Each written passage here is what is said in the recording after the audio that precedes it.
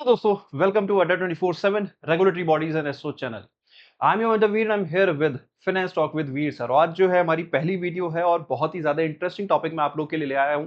That is related to RBI stopping the FCNR facility. तो इसके अंदर क्या है, इस न्यूज को हम कंप्लीटली डिकोड करेंगे, इसको एनालाइज करेंगे एग्जाम पर्सपेक्टिव से एंड इवन जनरल नॉलेज के पर्सपेक्टिव से। तो बहुत ही इंटरेस्टिंग वीडियो है, एंड तक बने रहना बहुत ज्यादा जरूरी है। तो चलिए दोस्तों स्टार्ट करते हैं, लेकिन एक छोटी सी रिक्वेस्ट, जल्दी से चैनल को सब्सक्राइब कर लो और वीडियो को लाइक कर दो। एंड जहां पे भी आप किसी भी सोशल मीडिया प्लेटफॉर्म पे आप जुड़े हो अपने दोस्तों वगैरह के साथ, तो please do share it. And एक और रिक्वेस्ट है दोस्तों, अगर आप एक सीरियस गवर्नमेंट जॉब एस्पिरेंट है तो आपके पास अड्डा 24/7 ऐप होना मैंडेटरी हो जाता है, क्योंकि यहाँ पे आपको बहुत सारा कंटेंट भी फ्री में मिलता है। मोरओवर आपको नोटिफिकेशन अपडेट्स अलर्ट्स वगैरह भी यहाँ पे टाइम टू टाइम मिलते रहते हैं, along with free mock test and everything. इसी के साथ साथ अगर आप हमारे किसी कोर्स में एनरोल भी करते हो तो आपको मैक्सिमम डिस्काउंट भी मिलता है if you buy from the app. तो चलिए दोस्तों स्टार्ट करते हैं। तो न्यूज क्या है, RBI to close FCNR forex swap facility window on 31 August. अब इस न्यूज के थोड़ा सा बैकग्राउंड में चलते हैं। तो बैकग्राउंड में जाने से पहले थोड़ा सा मैं आपको एफसीएनआर डिपॉजिट्स के बारे में बता देता हूं। देखिए क्या है, जो फॉरेनर्स होते हैं और बेसिकली हम बात करें एनआरआईज की, तो एनआरआईज बिकॉज उनकी फॉरेन इनकम्स होती हैं तो वो क्या कर सकते हैं, वो इंडिया में डिफरेंट टाइप ऑफ फैसिलिटी होती है बैंक अकाउंट, जैसे एनआरओ, एनआरई और एफसीएनआर। एफसीएनआर को आप थोड़ा सा फिक्स डिपॉजिट से रिलेट कर सकते हैं, एफडी से, है ना। इसके अंदर क्या होता है एफसीएनआर के अंदर, कि आप मिनिमम 1 साल से 5 साल तक के लिए बैंक के पास डिपॉजिट कर सकते हो और उस पर आपको इंटरेस्ट रेट मिलेगा, विच वुड बी जनरली जो होता है वो एआरआर प्लस स्प्रेड होता है ना। स्प्रेड वुड बी मतलब some interest, some extra interest rate that is being offered, ठीक है। तो ये एफसीएनआर मोर लाइक एफडी के तौर पे एनआरआई के लिए फैसिलिटी हो गई। अब आरबीआई ने कहा कि ये जो एफसीएनआर डिपॉजिट आपके पास आ रहे हैं, खासकर जून से लेकर सितंबर तक के ड्यूरेशन के, उन एफसीआर डिपॉजिट्स को आप क्या करो, आप मुझे दे दो, है ना। यानी कि आरबीआई ने यहां पे एक स्वैप फैसिलिटी ऑफर की। स्वैप में क्या एक्सचेंज कर रहे हैं, आरबीआई बैंक्स को कह रहा है, सपोज बैंक्स, है ना, कि आप डॉलर ले लो, सॉरी आप डॉलर मुझे दे दो और मेरे से रुपी ले लो at the prevailing exchange rate. Suppose अभी हम एक्सचेंज रेट 95 कंसीडर कर लेते हैं, तो इस प्रिवेलिंग एक्सचेंज रेट पे आप मेरे से रुपी ले लो और आज से 3 साल के बाद या जो भी हम टेन्योर होगा उस हिसाब से जो भी एक्सचेंज रेट हम यहाँ पे आज डिसाइड करेंगे, सपोज हम डिसाइड करते हैं 95.5 पे, आप मेरे को रुपी वापस कर देना, मैं आपको डॉलर वापस कर दूंगा। तो ये हो गया हमारा फॉरवर्ड रेट। तो ये स्वैप एग्रीमेंट दोनों में हो गया। अब इस स्वैप एग्रीमेंट का बैंक्स के लिए क्या फायदा है कि यार देखो, वो करेंसी की एप्रिसिएशन डेप्रिसिएशन का जो रिस्क होता है उसके अगेंस्ट वो हेज हो गए, है ना। उन्हें अब बहुत ज्यादा डरने की जरूरत नहीं है, वैसे भी करेंसी हमारी डेप्रिशिएट ही होगी जब तक हम एक्सपोर्ट सरप्लस नहीं होते। तो वो उसके अगेंस्ट जो है, हमारी करेंसी डेप्रिसिएशन के अगेंस्ट जो बैंक का एक्सपोजर था वो हेज हो गया। तो पहला एडवांटेज तो ये। दूसरा, उन्हें रुपी मिल रहा है, उनका डोमेस्टिक बिजनेस को एक्सपेंड करने का बहुत अच्छी अपॉर्चुनिटी है, तो ये भी एक एडवांटेज हो गया, ठीक है। तो ये स्वैप एग्रीमेंट यहाँ पे आरबीआई ऑफर कर रहा था। तो अब आरबीआई ने बोला था कि भाई मैं ये आपको ऑफर करूंगा जून से लेकर सितंबर के बीच में जो भी आपके पास एफसीएनआर डिपॉजिट आएंगे उनके लिए। लेकिन आरबीआई ने ये विंडो इमीडिएटली क्लोज कर दी है, मतलब 31 अगस्त, एक महीना पहले ही उन्होंने बोल दिया कि हम इस विंडो को एक महीना पहले क्लोज कर देंगे। उसके रीजन क्या है उनको भी एनालाइज करेंगे, लेकिन एक छोटा सा एग्जाम ओरिएंटेड फैक्ट और बता देता हूं कि यहाँ पे जो एफसीएनआर डिपॉजिट्स आरबीआई एक्सेप्ट कर रहा था, देखिए एफसीएनआर डिपॉजिट होते हैं 1 से 5 साल, ठीक है। लेकिन आरबीआई ने कहा था मैं वो एफसीएनआर डिपॉजिट एक्सेप्ट करूंगा जिनका टेन्योर 3 ईयर से ज्यादा होगा, है ना। और यहां पे स्वैप एग्रीमेंट में मिनिमम 1 साल का लॉक इन रहेगा, मिनिमम 1 साल का, ठीक है। तो ये कंडीशनल थी यहाँ पे एफसीएनआर डिपॉजिट की। अब हम आते हैं आगे न्यूज के, कि आरबीआई ने ये फैसिलिटी क्यों ऑफ की। तो उसका रीजन भी बड़ा सिंपल सा है भाई, कि यहां पे अगर आप देखोगे, मैं आपको डाटा दिखाता हूं कि 1 सेकेंड गाइस, हाँ चलिए ऐसे ही देख लेते हैं। तो जो एफसीएनआर डिपॉजिट इस ड्यूरेशन के बीच में आए हैं, they are amounting to almost 52.3 billion, ठीक है, 52.3 बिलियन। बाकी सेम फैसिलिटी ये स्वैप एग्रीमेंट आरबीआई ने किस पे और ऑफर किया था, एक्सटर्नल कमर्शियल बोरोइंग पे भी, and overseas foreign currency borrowing जो बैंक खुद भी करते हैं उस पे भी ये फैसिलिटी ऑफर की थी। लेकिन उनमें अगर आप देखो, उसमें जो फंड चैनलाइज हुआ है वो बहुत कम हुआ है, ठीक है। तो यानी कि पहली चीज देखिए क्या है, एफसीएनआर डिपॉजिट क्या है कि देखिए एक टेम्परेरी मेजर है। इसमें आरबीआई के लिए क्या एडवांटेज है, बिजनेस के देखो, बैंक के लिए तो एडवांटेज ये है कि उन्हें रुपी लिक्विडिटी मिल रही है। आरबीआई के लिए क्या एडवांटेज है, आरबीआई के पास इमीडिएट फॉरेन रिजर्व आ रहा है।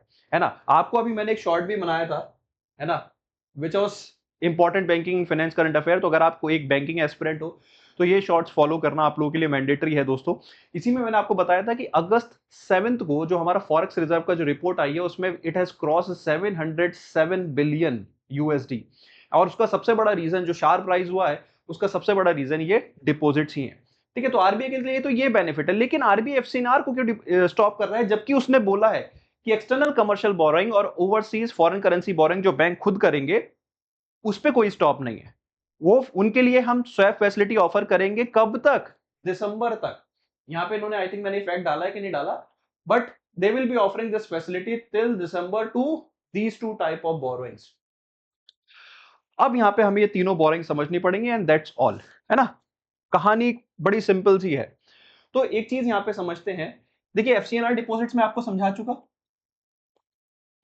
है ना, क्या होते हैं इनके अंदर स्वैप एग्रीमेंट। और इसमें बिजनेस बैंक का क्या फायदा है, देखिए ये पैसा एक तरह का बैंक के पास डिपॉजिट्स आता है, और बैंक के पास डिपॉजिट्स आते हैं तो उस पैसे को वो आगे लोन में चैनलाइज कर सकते हैं, एज सिंपल एज दैट। तो बैंक के लिए तो बहुत अच्छी फैसिलिटी है। आरबीआई इसी फैसिलिटी को क्यों स्टॉप कर रहा है, उसका रीजन ये है कि यार देखो, पहली चीज ये एक टेम्परेरी फैसिलिटी है ना, फॉरेन फंड्स को इनवाइट करने की।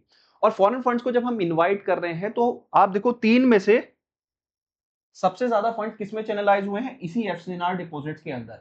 ना ही ओएफसीबी, ना ही ईसीबी, इनमें बिल्कुल मिनिमम फंड चैनलाइज हुए हैं। तो आरबीआई सिर्फ एक ही टूल को यूज नहीं करना चाहता, है ना, वो डिफरेंट वे से फंड्स को चैनलाइज कराना चाहता है।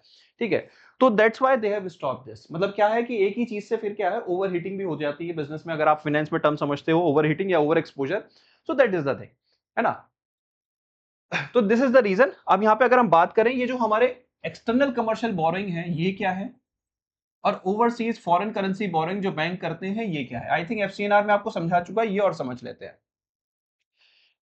एक्सटर्नल कमर्शियल बोरोइंग जब जैसे कोई इंडियन एंटिटी बाहर से फंड्स बोरो करती है तो वो पैसा डायरेक्ट एंटिटी को नहीं मिलता, वो ऑथराइज डीलर्स के थ्रू चैनलाइज होता है। For example suppose Tata Motors है, वो बाहर से सपोज यूएसए के किसी बैंक से पैसा लेती है, लोन लेती है। ठीक है, तो पैसा इंडिया में डायरेक्टली ऐसा नहीं आ जाएगा कि टाटा के बैंक अकाउंट में आएगा ना, तो they need some Indian authorise dealer. तो इस फैसिलिटी में, तो एक्सटर्नल कमर्शियल बोरिंग में क्या होता है, जो फॉरेन बैंक है उसका पैसा इंडियन बैंक्स के थ्रू इंडियन एंटिटी को मिलता है, एंड फिर वो इंडियन डोमेस्टिक कंजप्शन में यूज करती है। ठीक है, तो Indian bank is just a commissioning agent जो डॉलर को रुपये में कन्वर्ट कर रहा है, लेकिन उसके पास यहां पे डॉलर आ रहे हैं, है ना, यहाँ पे डॉलर आ रहे हैं और वो आगे रुपये दे रहा है। ठीक है, वो सिर्फ एक कमीशनिंग एजेंट का काम कर रहा है। जैसे आप एयरपोर्ट पे जाते हो ना, आप अपने फंड्स को एक्सचेंज कराते हो रुपये को डॉलर में, तो सिर्फ ये वही कर रहा है और कमीशन अर्न कर रहा है। लेकिन डॉलर तो आ गए ना, अब इकट्ठे तो हो गए, उसके बदले आपने रुपये दे दिया, एक्सचेंज हो गया। अब इस डॉलर का क्या करें, तो इसे आप अपने बिजनेस वगैरह में भी यूज कर सकते थे, लेकिन लेकिन यहाँ पे ये एक एक्स्ट्रा अपॉर्चुनिटी हो गई कि ये देखो, ये जो एक्सपोजर है, ये एक्सपोजर के अगेंस्ट आपने हेजिंग कर सकते हो आरबीआई के थ्रू बाय स्वैप एग्रीमेंट, है ना। तो एक एक तो ये है एक्सटर्नल कमर्शियल बोरोइंग। इसमें भी आपके पास बहुत अच्छी बिजनेस अपॉर्चुनिटीज नहीं होती, लेकिन एक्सटर्नल कमर्शियल बोरोइंग में भी जो आई वुड से, क्योंकि यहां पे आपके पास बिजनेस एक्सपेंड नहीं हो रहा ना अगेन, या तो ये डॉलर देके फिर आप रुपी लो तो आप डोमेस्टिक बिजनेस एक्सपेंड कर पाओगे। तो दैट्स व्हाई इन डॉलर को अपने पास रखने का बहुत बड़ा एडवांटेज नहीं है। आप स्वैप कर लोगे तो ज्यादा अच्छा है, करेंसी को आइडल रखने से अच्छा है आप स्वैप कर लो, क्योंकि इंडियन कस्टमर डॉलर में तो लेगा नहीं। ठीक है, तो डोमेस्टिक बिजनेस में इसका इंपैक्ट नहीं आएगा, लेकिन अगर आप रुपये मिल जाएगा तो आपका एक इंपैक्ट आएगा। So this is external commercial borrowing, है ना।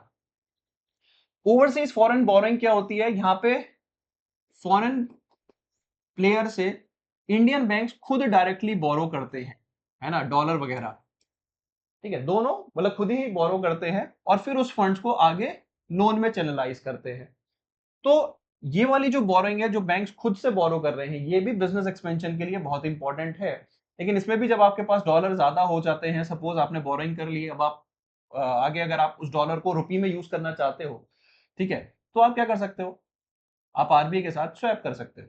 ठीक है, चाहे तो खुद की बोरोइंग हो या फिर किसी और ने बोरोइंग की है, जो आप डॉलर आ रहे हैं उनको आप रुपये में कन्वर्ट करके आप फंड्स ले सकते हो।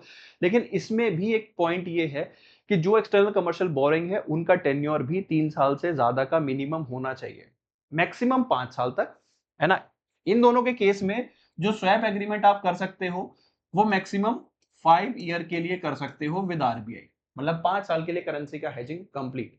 ठीक है, लेकिन कौन से लोन्स के अगेंस्ट? जिनका टेन्योर 3 ईयर से ज्यादा हो और वो जून से लेके दिसंबर 2026 तक के बीच में बैंक्स ने कलेक्ट किए हों। तो एफसीएनआर डिपॉजिट्स क्या होते हैं? एफसीएनआर डिपॉजिट्स, देखो deposits goes into the loan, है ना। तो डिपॉजिट बहुत इंपॉर्टेंट है, लेकिन वो ओवर यूज हो चुके हैं और आरबीआई सिर्फ एक ही टूल को यूज नहीं करना चाहता, तो उसने क्या किया, एफसीएनआर डिपॉजिट्स पे रोक लगा दी कि अब मैं इसके अगेंस्ट स्वैप एग्रीमेंट नहीं करूंगा। लेकिन बाकी जो दो फैसिलिटी है, एक्सटर्नल कमर्शियल बोरिंग, जिसमें again by acting as a commissioning agent आप डॉलर अर्न कर रहे हो, लेकिन अगर आपको रुपी यूज करना है तो रुपी लाना पड़ेगा। रुपी कहां से आएगा? आरबीआई ऑफर कर रहा है। तो एक्सटर्नल कमर्शियल बोरिंग फैसिलिटीज के थ्रू जो है आप रुपी ले सकते हो। And overseas foreign currency boring, जो बैंक खुद डायरेक्टली बोरो करते हैं, तो उसके अगेंस्ट भी यहां पे आप रुपी बोरो कर सकते हो टिल दिसंबर 2026। और इन स्वैप एग्रीमेंट्स का जो टेन्योर है वो मिनिमम 3 साल है ना, और मैक्सिमम 5 साल। मोर ओवर यहाँ पे आरबीआई जो है आपको एक स्वैप में एक इंटरेस्ट रेट भी ऑफर करेगा, है ना। और वो होगा, ये जो पैसा आप डॉलर दे रहे हो ना, वो 1.5% का यहाँ पे स्प्रेड ऑफर करेगा, इंटरेस्ट रेट। ठीक है, जो आरबीआई के साथ आप स्वैप एग्रीमेंट ऑफर यूज कर रहे हो ना, तो अभी जो एक्सचेंज रेट है उस पर फिर आगे चल के 1.5% का इंटरेस्ट भी ऑफर करेगा जब आप रिवर्स करोगे। रिवर्स बोले तो कि जब आप डॉलर वापस करोगे और रुपी ले लोगे, तो उस पे आरबीआई 1.5% का एक इंटरेस्ट भी ऑफर कर रहा है इन दो केस में। ठीक है, so that was all about this news guys. I hope आपको ये न्यूज अच्छे से समझ में आई हो, डिकोड हुई हो, है ना। एंड ऐसे ही एनालिटिकल सेशंस के लिए do subscribe to our channel and more such insightful news will be covered in the coming days. तो जल्दी से ये प्लेलिस्ट को फॉलो कर लो, the finance talk with Veer sir. इसी के साथ सेशन करता हूं रैप अप। एक लास्ट अपडेट दोस्तों, कि अगर आप हमारे किसी भी कोर्स में एनरोल करना चाहते हो, हमारे लेटेस्ट आरबीआई फाउंडेशन बैच अभी स्टार्ट हुए हैं, तो स्क्रीन पे दिए हुए कोड को आप यूज करके क्लासेस स्टार्ट कर सकते हो। क्लासेस अभी से स्टार्ट हुई है। तो thank you so much, wish you all the very best, see you in the next class and do comment आपको वीडियो कैसी लगी। Thank you.